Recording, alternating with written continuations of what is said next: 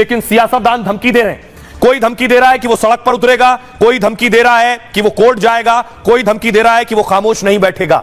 देखिए क्या कह रहे हैं अबू आजमी, देश को हिंदू राष्ट्र बनाने की कोशिश है, सरकार की नजर वक्फ की जमीन पर है। वो जमीनें जो हमारे बड़े बुजुर्गों ने दान की थी, जो मस्जिदों, दरगाहों, कब्रगाहों के लिए दी गई थी, ये कभी मुसलमानों के हित में काम कर ही नहीं सकते।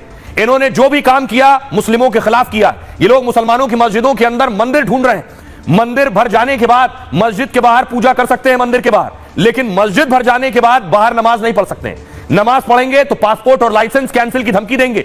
ऐसे लोग मुसलमानों के फेवर में कभी बिल ला नहीं सकते। ये लोग हमें दूसरे दर्जे का नागरिक बनाना चाहते हैं। हम तो आजादी के वक्त पाकिस्तान चले गए होते।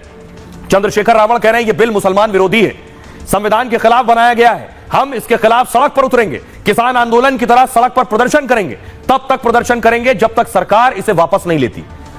जियाउर रहमान बर्क कह रहे हैं लोकसभा में हमने विरोध किया है, सरकार ने जबरदस्ती इसे पास कराया है, हम सरकार को इसके लिए माफ नहीं करेंगे। ये 40 करोड़ मुसलमानों के हक छीनने वाला है। वक्फ बिल का सड़क से संसद तक विरोध करेंगे, जरूरत पड़ी तो इसके खिलाफ सुप्रीम कोर्ट भी जाएंगे।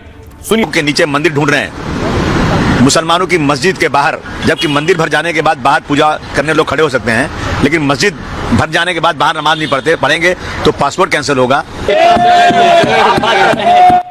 और बड़ा दिलचस्प है कि मुस्लिम सियासतदान इसका विरोध कर रहे हैं, लेकिन मौलाना जो है वो बिल का साथ दे रहे हैं, मोदी की तारीफ कर रहे हैं। अलग अलग जगहों के बड़े बड़े मौलाना जो अलग अलग संगठनों से जुड़े हुए हैं वो इस बिल की तारीफ कर रहे हैं। सबसे पहले देखिए, नसीरुद्दीन चिश्ती अजमेर शरीफ से जुड़े हैं। इन्होंने वक्फ बिल के लिए मोदी का शुक्रिया कहा।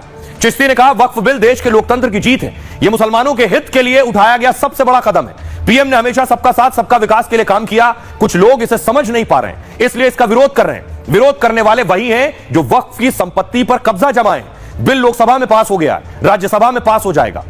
अगला नाम देखिए, कशिश वारसी अध्यक्ष है बीएसएफ, भारतीय सूफी फाउंडेशन ने भी इसका स्वागत किया है। बीएसएफ अध्यक्ष कशिश वारसी ने कहा मोदी सरकार को बधाई, वक्फ बिल गरीब मुसलमानों के लिए एक उपहार लेकर आया है। मुसलमानों का दोस्त कौन और दुश्मन कौन सब साफ हो गया है। कुछ पार्टियों ने बीजेपी का डर दिखाकर मुसलमानों का नुकसान किया है। अगला नाम है शहाबुद्दीन रिजवी, जो अध्यक्ष है एआईएमजे के। उन्होंने कहा मैं उन सभी सांसदों का शुक्रिया अदा करता हूं जिन्होंने इस वक्फ बिल के पक्ष में वोट दिया है। भारत सरकार को भी बधाई देता हूं कि उसने यह साहसिक कदम उठाया है, इससे देश के मुसलमानों को फायदा होगा। वक्फ के नाम पर भ्रष्टाचार पर भी रोक लगेगी। वक्फ बनाने वालों की मंशा थी कि उसकी संपत्ति से होने वाली आय गरीब, बेसहारा, विधवाओं और अनाथ मुस्लिमों पर खर्च हो, लेकिन ऐसा हो नहीं रहा था। अब हमें उम्मीद है कि कुछ अच्छा होगा, गरीब मुसलमानों की माली हालत में सुधार होगा।